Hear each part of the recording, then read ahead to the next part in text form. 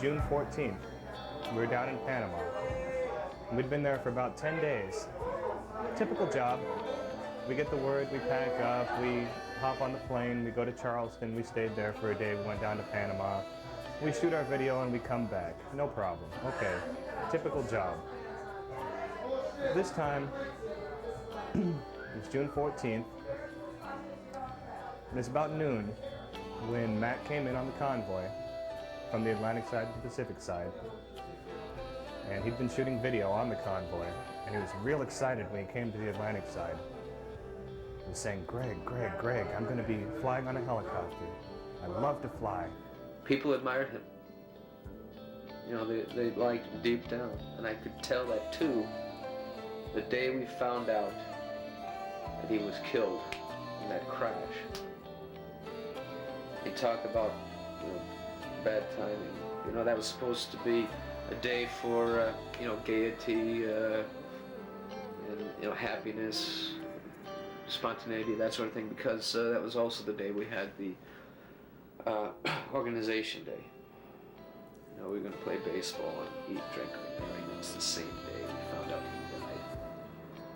And when it struck me, I looked all around the room and everybody felt the same way. You know, it's that gut feeling, that gut reaction. Being a comrade in arms, being a friend, knowing the guy, talking to a guy, having talked to him, and having him go, just like that. It really didn't hit me till the very end when they played taps at his funeral at Arlington. Then it really hit me that he was actually gone. It didn't seem possible. Legends never seem to die, and the doctor was certainly a legend in my mind. He might not have been the quintessential soldier, but he was certainly someone that looked out for his subordinates or his troops before he did himself. He took the blow for his troops, which is an admirable quality and something that some people should look at. I will remember the doctor for the rest of my days in a favorable light. But to us, he was all good friends, you know. We liked him, and it was really a sad thing. I was over in Germany when I found out about it, and it's a tough thing to find out about when your friends getting killed. You know? So I don't know. There's a tear in my beer, 'cause I'm crying for you, dear.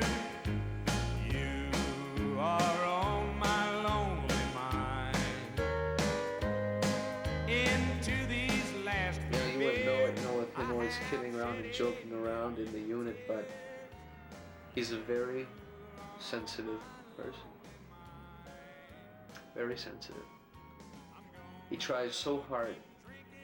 He tries so hard to please. So hard to do things right. So hard to be accepted.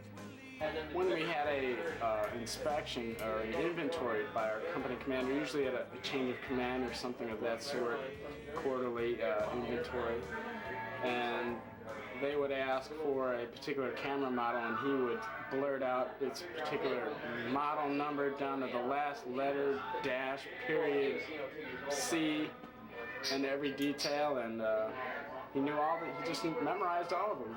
I could ask him for help in packing for a job, going over the equipment inventory, and he'd drop everything and he'd help me out. I'm gonna keep drinking until To me, the doctor was many things. Mostly, he was a lot of fun to most of the members of A-Team in CPD that were most familiar with his certain mannerisms and ways out in the field, which made those particular TDYs that much more fun. Why that's pretty good though for Sergeant McDaniel is called the doctor? A lot of people may not know that. his name was originated, I believe, by Glenn Sierra. He just donned that name for him, and it stuck. It fit. He was the doctor. He was a 60-foot Charlie. In fact, that's how he'd say it. You know, as time wore on and we got to know Sergeant McDaniel, we'd always impersonate him. And I always think impersonations is the grandest form of flattery. You know, you get to know a guy and you want to, you know, pin down his mannerisms and his voice. And every so often, you know, you get into a mood, saying, well, you know, I was a 60-foot Charlie, and I remember the time when I was in the Navy. You know? Why didn't we make light of the doctor so much? I think it's hard to pinpoint exactly, but I think a great deal of it, in part, has to do with his phenomenally charismatic appearance, and maybe the swagger that he possessed, maybe the very personalized stances that he posed during times, his overall demeanor, his classic phrases. I want you to cut the cable ties. Bus. And one that Glenn and I will never forget. He's coming! He's coming! Etched in our minds forever. Cut.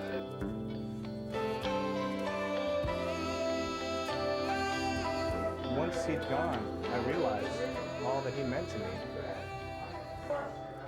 The man was killed doing his job. And he was killed doing the things that he loved to do.